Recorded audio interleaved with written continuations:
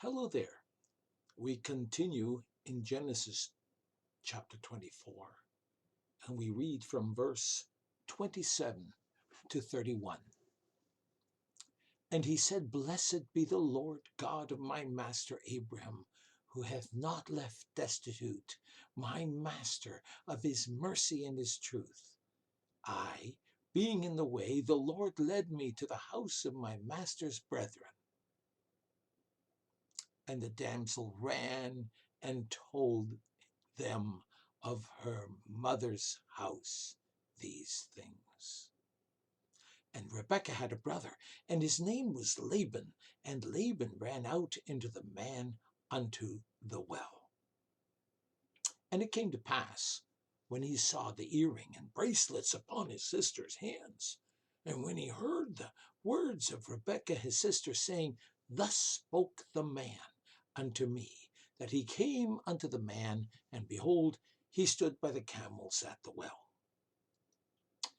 And he said, Come in, thou blessed of the Lord. Wherefore standest thou without? For I have prepared the house and room for the camels. Well, we left the servant worshiping God because everything just fell into place just like he had prayed. So we continue. As the servant worshipped, he said, Blessed be the Lord, the God of my master Abraham, who has not forsaken his steadfast love and his faithfulness towards my master. Wow. As for me, the Lord led me all the way to the house of my master's brothers.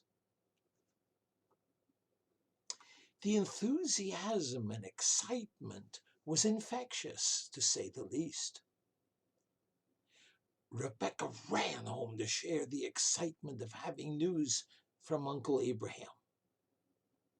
But it's puzzling to me, however, that she told them of her mother's house these things. Didn't she just say she was the daughter of Bethuel? We never do find out who Bethuel's wife was or what her name is, but God deemed it necessary to mention her to show the godly influence she must have had on her daughter. Besides this, we're never told why Bethuel appeared no longer to be a prominent influence in her life. According to verses 29 and 30, which we just read, after seeing the generous gift, now this is the order that is given. After seeing the generous gift of the expensive golden jewelry, and hearing Rebekah talk about the slave who came from Uncle Abraham, Laban, Rebekah's brother, ran to the well to find him still standing there with the 10 camels. Notice, it actually says that Laban, when he saw the earring and bracelets upon his sister's hands, and when he heard the words of Rebekah, his sister, what was given first priority here? You see, the Bible is so exact. It's a foreshadowing of the type of person Laban will prove to be later on in the book of Genesis.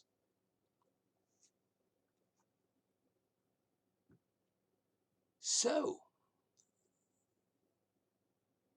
given what we'll find out later about Laban, he must have marveled at the loyalty of this slave.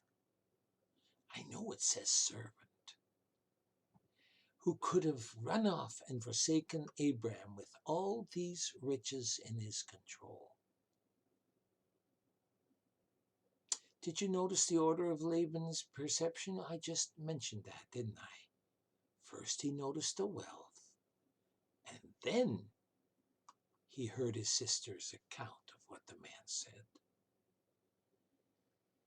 But that's not why Laban came.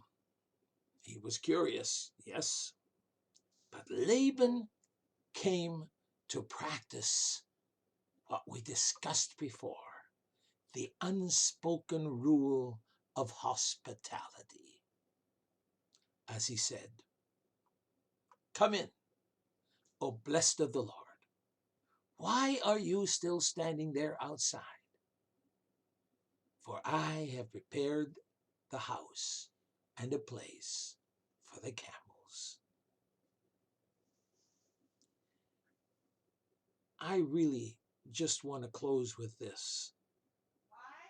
Abraham must indeed have been a very remarkable man for servants to have been this devoted to him and loyal.